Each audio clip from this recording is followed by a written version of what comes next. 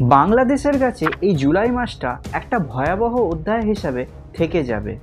একটা দেশের একজন প্রধানমন্ত্রীর একটা ছোট্ট ভুলের জন্য এতগুলো মানুষের প্রাণ গেল।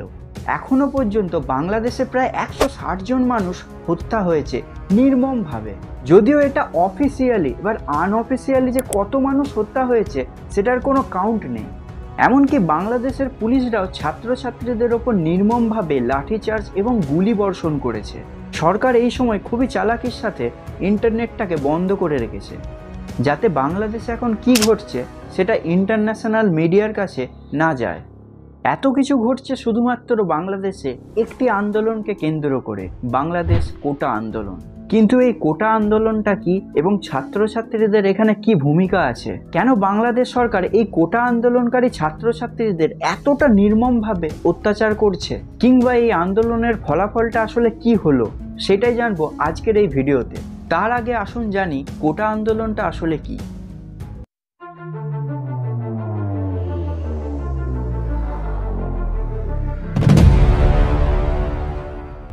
এই কোটা আন্দোলন জানার জন্য আমাদের একটু ইতিহাসে পিছনের দিকে চলে যেতে হবে। আমরা সকলেই জানি যে শেখ মুজিবুর রহমানের বাংলাদেশ স্বাধীনতার ক্ষেত্রে কতটা ভূমিকা ছিল। মূলত তিনি এবং তার মুক্তিবাহিনীর জন্যই বাংলাদেশ আজ স্বাধীন হয়েছে। সেই সময় মুক্তিবাহিনীতে যোগদান করেছিলেন অসংখ্য যুবক যুবতীরা, যারা চেয়েছিল পাক মুক্ত স্বাধীন বাংলাদেশ। এই মুক্তিযোদ্ধারা লড়েছিলেন পাকিস্তানের বিরুদ্ধে এবং পাকিস্তানকে সমর্থন করেছিলেন তখনকার দিনের বাংলাদেশের কিছু গাদ্দার, যাদেরকে বলা হয় রাজাকার। অবশেষে ভারতের সাহায্যে মুক্তিবাহিনীর অদ্যম চেষ্টার ফলে বাংলাদেশ 1971 সালে স্বাধীন হয় এবং দেশের প্রধানমন্ত্রী হন শেখ মুজিবুর রহমান। এরপর 1972 খ্রিস্টাব্দে ফ্রিডম ফাইটার কোটা চালু হয়, যেটা নিয়েই বর্তমানের আন্দোলন। আসলে এই কোটাটা চালু করা হয়েছিল ফ্রিডম ফাইটারদের সম্মান দেওয়ার জন্য, এবং এরপর থেকেই সরকার এই কোটা সিস্টেমটাকে চালু রাখে। এতদূর সব কিছু ঠিকঠাক ছিল। এবার 2018 সালে ছাত্রছাত্রীরা প্রথমবার কোটা সিস্টেমের বিরুদ্ধে আন্দোলন করে। কারণ হচ্ছে মুক্তিযোদ্ধাদের দেওয়া এই কোটাকে অপব্যবহার করছে কিছু অসৎ ব্যক্তি। এবং আর একটা দিক হলো, মুক্তিবাহিনীতে যোদ্ধাদের দেওয়া হয়েছে এটা নিয়ে ছাত্রছাত্রীদের সেরকম মাথা ব্যথা নেই। কিন্তু প্রবলেম হয়ে দাঁড়ায় যখন তাদের নাতিপুতিরাও এই সরকারি চাকরি কোটার মাধ্যমে নিয়ে নেয়। এইদিকে শিক্ষিত ছেলেরা বেকার হয়ে বসে থাকে। সেই সময় এই 35% কোটার যে অপব্যবহার করছিল তৎকালীন হাসিনা সরকার, তার বিরুদ্ধেই এই আন্দোলন হয়েছিল। কিন্তু আমাদের এখানে বুঝতে হবে, আন্দোলনকারীরা মুক্তিযোদ্ধাদের বিরোধিতা করেনি, তারা বিরোধিতা করেছিল কিছু অসৎ ব্যক্তি। তারা ছিল কোটার বিরুদ্ধে, মুক্তিযোদ্ধাদের বিরুদ্ধে নয়। বাংলাদেশে বছরের পর বছর এই কোটার অপব্যবহার দেখা গেছে। বাংলাদেশে ছাত্রদের অবস্থা আমাদের দেশের বেকার জেনারেল কাস্টের ছাত্রদের মতো হয়েছে। অবশ্যই আমাদের দেশে কাস্ট নিয়ে একটা প্রবলেম আছে, যেটা ইউপিএসসি স্ক্যামেতে দেখা গেছে। যদিও আমাদের দেশের কোটা সিস্টেমটা কাস্ট ভিত্তিক, কিন্তু বাংলাদেশের ক্ষেত্রে এটি সম্পূর্ণ আলাদা। যাই হোক, সেই সময় কোটা সিস্টেমকে তুলে নেওয়া হয় সম্পূর্ণরূপে। কিন্তু এখানেই তো আসল পলিটিক্স।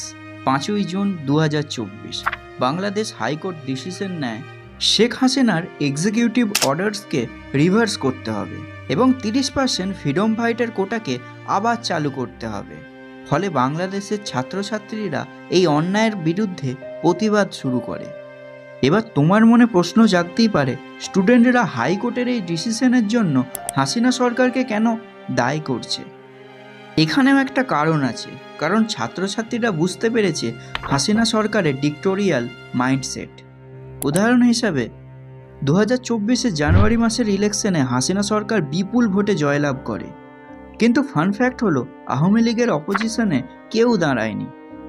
ইলেকশনের 1 মাস আগে 1100 জন অপোজিশন পার্টির লিডারদের কনভিক্ট করে এবং সাইবার সিকিউরিটি অ্যাক্টের দ্বারা মিডিয়াকে চুপ করানো হয়। ইলেকশনের আগে এইসব করা একটা ডিক্টোরিয়াল মাইন্ডসেট, যেটা আমরাও দেখে এসেছি। আবার এই কোটা সিস্টেম ফিরে আসায় স্টুডেন্টরা ইউনিভার্সিটিতে ধর্ণা দেওয়া শুরু করে এবং এতেও কাজ না হওয়ায় 7ই জুলাই রাস্তা অবরোধ এবং রেল অবরোধ শুরু হয়। কিন্তু স্টুডেন্টরা পিসফুলভাবেই এইসবগুলো করছিল। এতদিন সব কিছুই ঠিকঠাক ছিল, কিন্তু প্রবলেম হয়ে দাঁড়ায় যখন আওয়ামী লীগের ছাত্র সংগঠনরা এই পিসফুল প্রোটেস্টারদের ওপর অত্যাচার শুরু করে এবং অভিযোগ করা হয় তারা লাঠি, পাথর, এমনকি গুলি দিয়েও ছাত্রছাত্রীদের ভয় দেখায়। 15ই জুলাই নির্মমভাবে স্টুডেন্টদের দাবানোর চেষ্টা করা হয়। এমনকি পুলিশ বাহিনী গুলি করে ছাত্রদের খুন করে।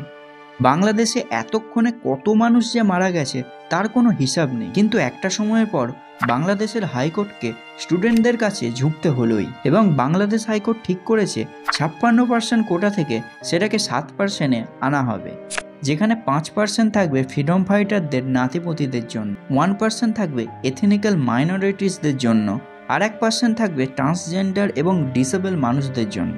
যদিও হাইকোর্টের এই ডিসিশনকে ছাত্রছাত্রীরা মেনেছে, তবুও আন্দোলন কিন্তু এখনও থামেনি।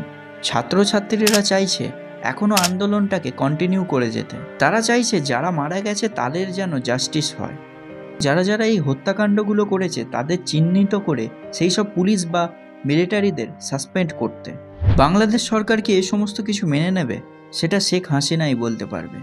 বাংলাদেশের ইতিহাসে এই ছাত্র আন্দোলন একটা কালো অধ্যায় হিসেবে থেকে যাবে। ছাত্রছাত্রীদের ওপর এইরকম নির্মম অত্যাচার বোধহয় ব্রিটিশ পিরিয়ডে হতো, কিন্তু বাংলাদেশও যে পিছিয়ে নয় এটা তারা প্রমাণ করে দিল। এই সম্পূর্ণ বিষয় নিয়ে আপনার কি মতামত সেটা কমেন্ট সেকশনে অবশ্যই জানান, এবং পারলে এই ভিডিওটি শেয়ার করে দেবেন। দেখা হচ্ছে পরবর্তী ভিডিওতে।